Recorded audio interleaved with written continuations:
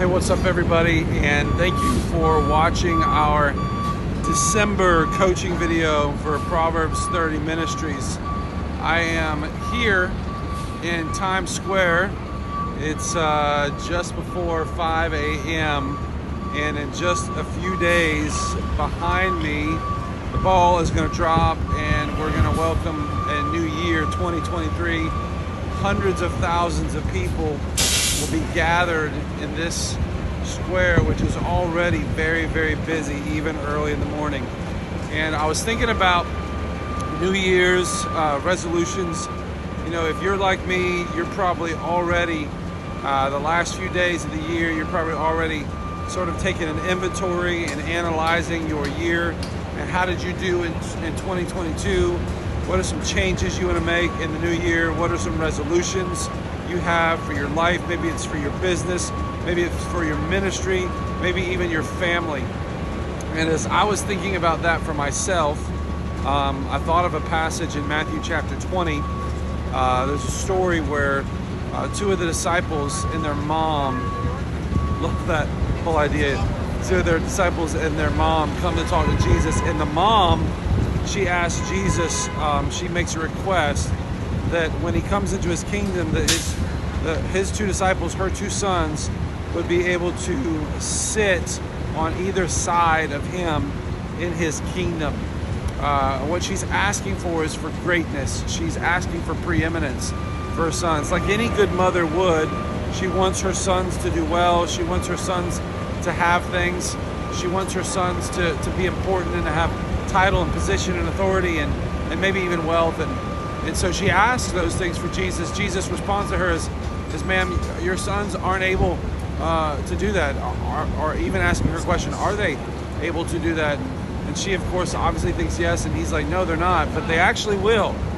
They actually are going to have a pretty prominent role and a place of preeminence. But the interesting thing about the story is the disciples' reaction to this. The other 10, the Bible tells us that they were indignant at the two.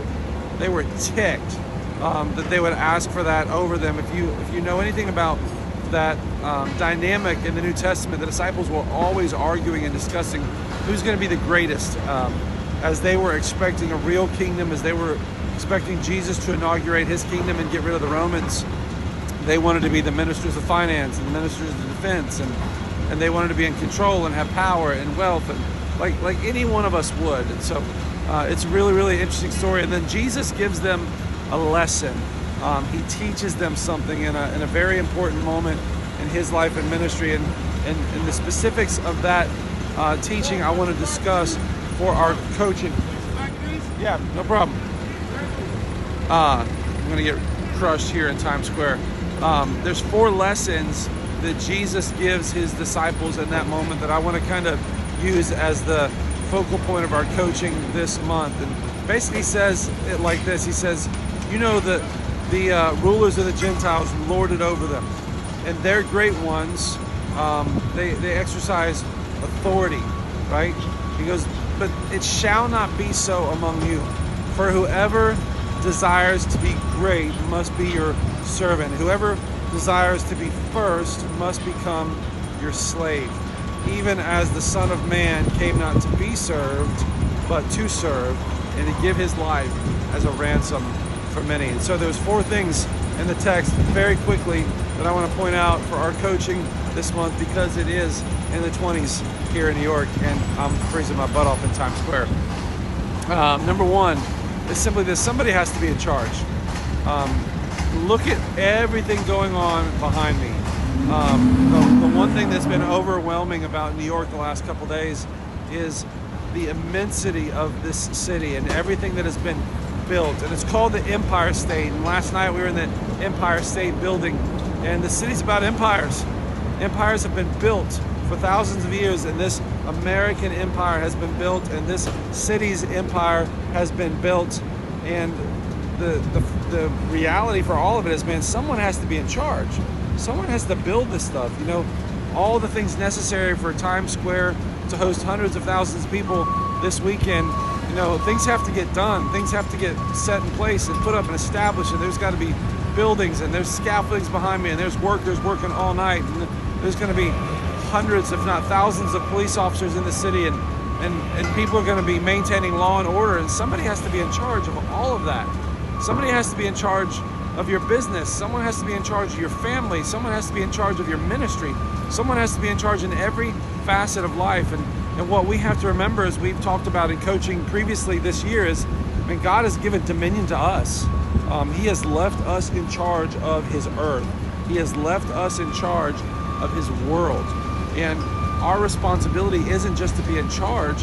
Our responsibility is to reflect him and to represent him in the way that we live, in the way that we conduct our businesses, in the way that we lead our families, in the way that we serve in our communities, in the way that we do everything.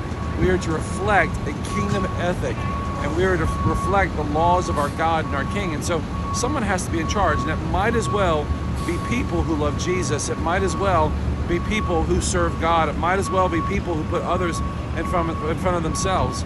And so as you and I fill the space that God has given us in the world, as we occupy in leadership, as we occupy in dominion, as we occupy in our families, in our homes, in our communities, in our churches, that's our responsibility to exercise dominion and to do it in the way that God has called us to do. So someone has got to be in charge, right? It might as well be you, and it might as well be me.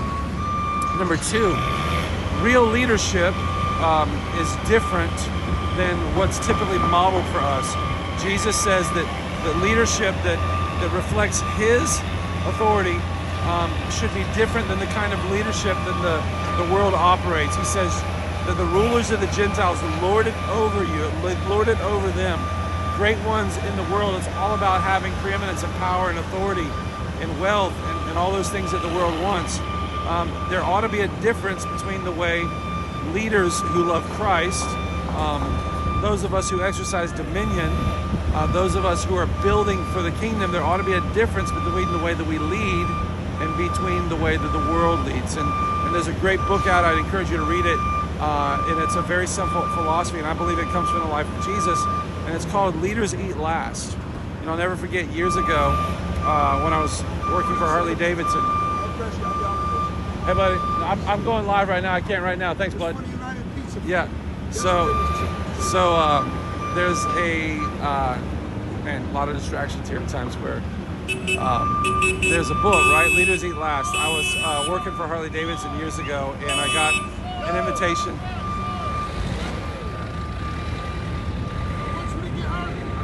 I'm good. I'm not walking. I'm just standing. These guys, they're watching my back. So, anyways, back to the action. I got invited to this guy's house, and man, we're having a barbecue, and we're doing all these things, and hanging out by the pool. And he told us a story how when he first got into the automotive dealership world, they were opening a brand new dealership. And man, all the employees were gathered out. The owner of the dealership had the whole thing catered and a bunch of food. And he's the first-time sales manager. He's got his new job. He's kind of a big-wig, and he's proud of himself, excited about all the future, the money he's going to make. And so they had all this food ready, and they were ready to eat. And he's about to go grab his plate, and he feels this tug on the back of his shirt. And he turns around, and the owner of the dealership looks at him and says, as he points to all the rest of his service crew and his salesmen and everybody else who works for him, he points to them and says, listen, they eat first, you eat last, if there's anything left over. And what he was trying to teach him was that leaders eat last. Leaders put their people in front of them. Leaders take care of the people that they lead. They honor the people that serve them. And so leaders eat last. There's a way that we lead that's different in the way the world leads. And that brings us to number 3. Greatness comes through serving. Jesus says if you want to be great, you've got to serve. Preeminence, primacy, comes through making yourself a slave, right? Serving people instead of being served. That's what's important. Serving people instead of being served. And the last one is this. He says, man, even the Son of Man didn't come to be served, but to serve and to give his life as a ransom for many. The way that we live our lives, the way that we serve people, the way that we lead should not only reflect the kingdom ethic, that God has given us, but it should point people to Jesus, who gave his life as a ransom for his people, right? Someone has to be in charge. Might as well be you and me. There's a difference between how the world leads and operates and how the people of God lead and operate. And everything that we do and every way that we lead should reflect the life, the death, the burial, and the resurrection of Jesus Christ, who served and wasn't served. And so here's a really, really quick practical and tactical for this month as we wrap the year up before I get crushed by all this moving heavy equipment in Times Square. Number one, right, is build, grow, have dominion, do your thing, build your business, build your church, build your ministry, lead your family, do all those things, right? Exercise dominion, occupy that space that God has put you in. Do those things that he's called you to do, absolutely, but do them in a different way. Do them to reflect a different ethic. Do them to reflect something different, namely to reflect the character of God, to honor him, to represent him in everything you do. That's the first thing. Number two is do it differently, right? It shall not be so among you. Our responsibility is to reflect and to prove the veracity of the gospel by the way that we live. So serve people. Don't expect people to serve you. Give to people. Don't expect to be given to. And the last one is this. The best way to exercise dominion, the best way to build the kingdom is so that everything we do reflects the sacrifice and the gift of the King. Paul says at one point, he says, filling up what is lacking in the sufferings of Christ, right? So that means that our lives should be a presentation of the sufferings of Christ. As Jesus gave himself for his people, as Jesus gave himself for the world, our lives should reflect that by the way that we live, by the way that we lead, by the way that we serve, and by the way that we give of ourselves and give ourselves to people, right? Paul says at the end of 2 Corinthians, he says, I will most gladly, therefore, spend and be spent for you, for your souls. Though the more abundantly I love you, the less I am loved. And that's an idea, that's a principle, that's an ethic that we can take into the world by giving and serving, and instead of expecting to be given to and expecting to be served. That's how we reflect the nature and the character of Christ, the life, death, burial, resurrection of Christ. That's how we serve like Jesus. That's how we exercise dominion. And so, man, I hope you had an amazing Christmas. I hope you had an amazing 2022. Man, my prayer is that you're looking forward to crushing it in 2023. And as you plan and think and as you prepare for the coming year, man, I hope that you can be challenged by this passage of scripture, these simple thoughts. And I wish you and yours a very happy new year. I look forward to connecting with you again soon. Thank you for your support this year. If you're watching this and you are yet to be a supporter or patron of our ministry, man, we would love to connect with you. Would love to get some information for you or from you. You can check out all our resources at Proverbs30.com. You can follow us on our YouTube page. If you're watching this, man, please like the video, subscribe to our channel. Make sure you click on notifications so you get updates whenever we post new content. We appreciate you. Pray for us.